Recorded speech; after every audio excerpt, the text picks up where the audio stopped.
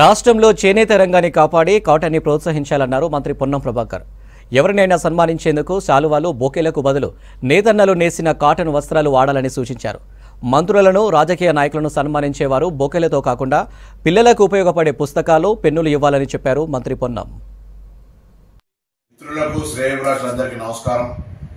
దయచేసి తెలంగాణ చేనేత రంగాన్ని కాపాడడానికి మీరు ఎప్పుడైనా అతిథులకు, పెద్దలకు మర్యాద చేయాలనుకుంటే కాటన్ టవల్స్ వారికి ఉపయోగపడతాయి, ఎవరికైనా ఉపయోగపడతాయి, ఉత్పత్తిదారులకు కూడా లాభం చేకూర్చడానికి. కాబట్టి వాటిని ఇవ్వండి, లేదా పిల్లలకు పనికొచ్చే పుస్తకాలు, పెన్నులు ఇవ్వండి.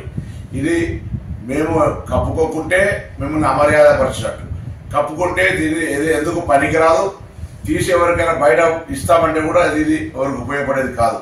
కాబట్టి దయచేసి ఇది ప్లాస్టిక్ తోటి సమానం. మీరు కాటన్కి సంబంధించిన టవల్స్ కానీ, పిల్లలకు ఉపయోగపడేటువంటి పుస్తకాలు, పెన్నులు ఇవ్వని.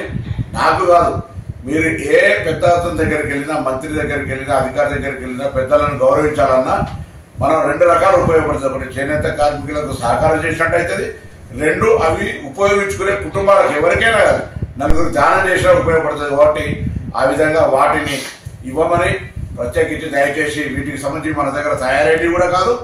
కాబట్టి వీటిని ప్రోత్సహించడం మానుకొని